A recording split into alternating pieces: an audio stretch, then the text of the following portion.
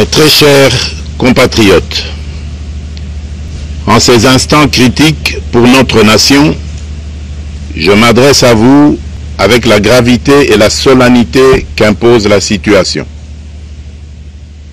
L'Est de notre pays, en particulier les provinces du Nord Kivu, du Sud Kivu et de l'Ituri, fait face à une aggravation sans précédent de la situation sécuritaire.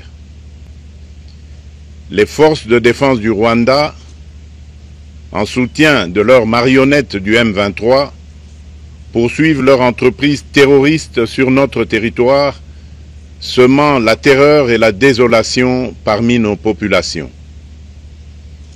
Je partage avec vous la douleur et l'indignation face à ces attaques barbares. Ces actes ne sont pas seulement une attaque contre la République, mais une offense à l'histoire et à la dignité de notre peuple. En ces moments difficiles, je vous appelle à la résilience et surtout à la résistance. Face à cette situation, permettez-moi de vous rassurer. Une riposte vigoureuse et coordonnée contre ces terroristes et leurs parrains est en cours.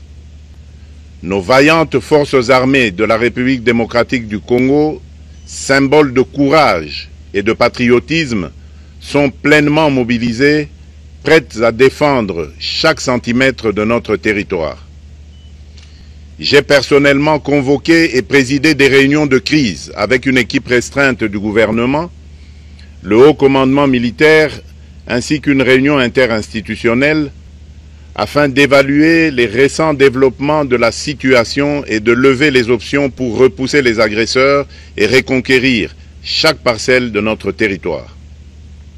À cet effet, j'ai nommé ce 28 janvier le général-major Évariste Somo Kakule au poste de gouverneur militaire du Nord Kivu pour renforcer la coordination des opérations militaires et restaurer l'autorité de l'État.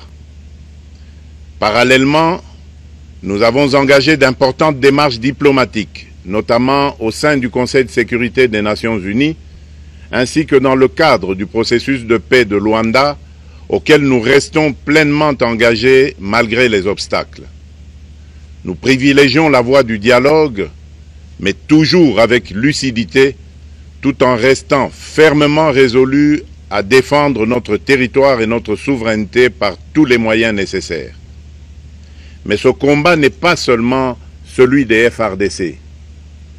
C'est le combat de tout un peuple, le combat de notre identité congolaise, afin de léguer aux générations futures un pays prospère et en paix. À tous nos compatriotes, dans chaque province, chaque ville, chaque territoire et chaque village, ainsi que ceux de la diaspora, sans distinction d'appartenance ethnique ou politique, unissons nos efforts. Apportons un soutien indéfectible, moral et matériel à nos vaillants soldats. Mobilisons-nous comme un seul homme pour défendre notre souveraineté et sauvegarder notre intégrité territoriale. Je suis pleinement conscient des souffrances de nos compatriotes qui fuient les hostilités. Le gouvernement est instruit d'activer le plan d'urgence humanitaire pour venir en aide aux déplacés. À vous, habitants de Goma et des environs, je ressens profondément votre douleur qui est aussi la mienne. Elle traverse nos cœurs et nos âmes en tant que fils et filles d'une même patrie. Mais face à cette épreuve, je vous exhorte à puiser dans cette force intérieure qui fait la grandeur du peuple congolais.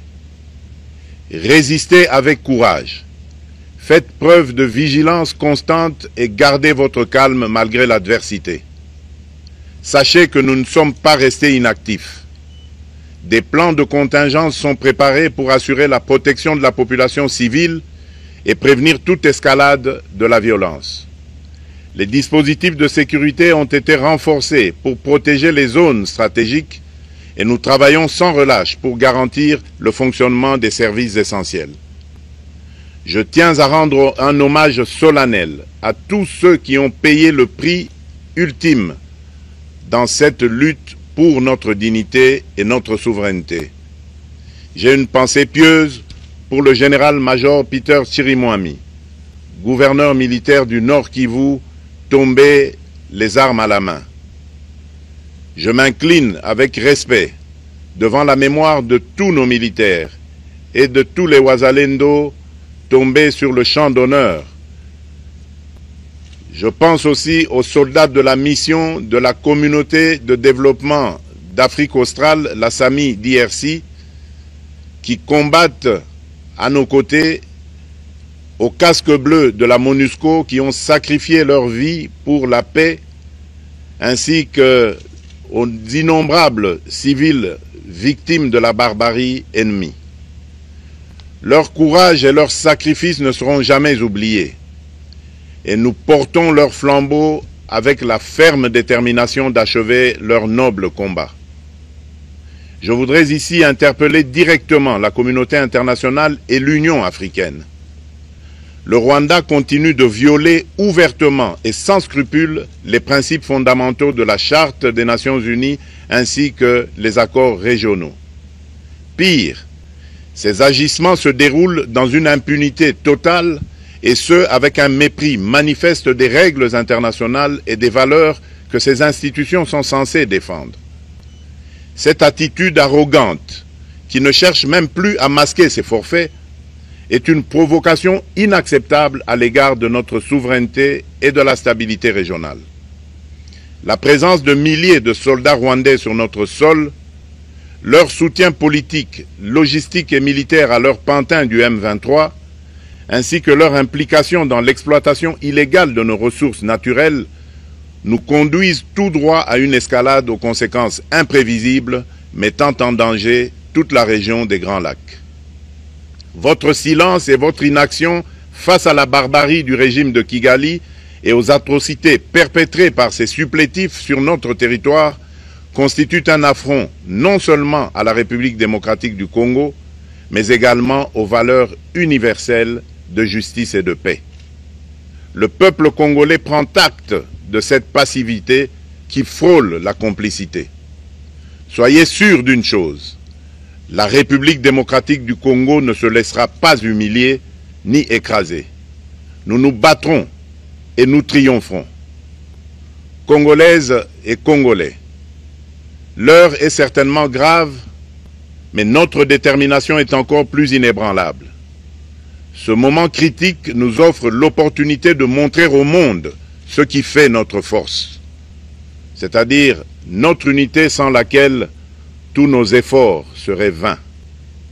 Je vous appelle à être vigilants, mais à ne pas céder à la haine, aux divisions ou à la violence. Je condamne avec la plus grande fermeté les actes de vandalisme et de pillage qui ont visé certaines missions diplomatiques accréditées en République démocratique du Congo, ainsi que des intérêts privés dans la ville de Kinshasa. Ces comportements irresponsables dénaturent l'expression saine de notre colère face à l'agression barbare nous imposée et jettent une ombre sur les manifestations pacifiques de soutien à nos vaillantes forces armées qui luttent avec courage et abnégation pour défendre notre souveraineté. Notre engagement doit rester ferme et discipliné. Nous gagnerons cette guerre par notre unité, notre courage et notre sens de responsabilité, et non par la violence aveugle et par l'anarchie. Cette victoire ne sera possible que si chaque Congolais, où qu'il soit, prend toute la mesure du combat qui est le nôtre. J'appelle donc la nation entière, hommes et femmes, jeunes et vieux, acteurs politiques, opérateurs économiques, membres de la société civile, confessions religieuses, artistes et sportifs à se mobiliser, à faire bloc derrière nos vaillantes forces armées et à contribuer chacun à son niveau à l'effort de guerre. J'ai instruit le gouvernement de mettre en place des mesures rigoureuses de réduction du train de vie des institutions et de leurs animateurs afin que les ressources ainsi économisées soient directement réorientées vers le soutien à nos forces armées. Dans cet effort national, j'en appelle également à la responsabilité du secteur privé qui est invité à contribuer activement à cette cause commune. Nos soldats se battent avec héroïsme pour la défense de notre intégrité territoriale et de notre souveraineté. Ils ont besoin de notre soutien total, qu'il soit moral, matériel ou logistique. À la jeunesse congolaise, pilier et espoir de notre nation, je vous exhorte à répondre massivement à l'appel de la patrie. Le moment est venu de vous lever, de mettre votre énergie et votre créativité au service de la nation. Nous devons renforcer nos rangs et chaque jeune Congolais prêt à défendre son pays a une place au sein de nos forces armées. Enrôlez-vous massivement dans l'armée. Vous êtes le fer de lance de notre projet et votre mobilisation est déterminante pour la victoire finale. Aux braves populations du Nord Kivu, du Sud Kivu et de l'Ituri, vous êtes le symbole de la résilience congolaise, une source d'inspiration pour toute la nation. Vous n'êtes pas seuls dans cette épreuve. La République tout entière se tient à vos côtés, unis dans l'espoir et la lutte. Ensemble, nous ferons face et surmonterons cette épreuve.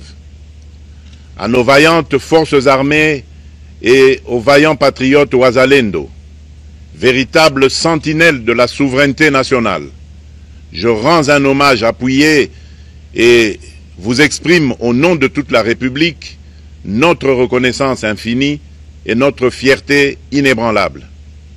Votre bravoure, votre discipline et votre engagement sans faille inspirent et mobilisent tout un peuple déterminé à défendre son territoire. Sachez-le, la République ne vous abandonnera jamais. Votre combat est le nôtre et vos sacrifices ne seront jamais oubliés. Vous incarnez l'honneur de la nation congolaise. À tous mes compatriotes d'ici et de la diaspora, la République démocratique du Congo ne pliera pas. La République démocratique du Congo ne reculera pas. Je ne vous abandonnerai jamais. J'en fais ici le serment. Le soleil n'a pas cessé de briller sur notre patrie. Ensemble, main dans la main, nous surmonterons cette tempête et nous ouvrirons une ère nouvelle de paix et de prospérité pour les générations futures. Que Dieu bénisse la République démocratique du Congo et son peuple. Je vous remercie.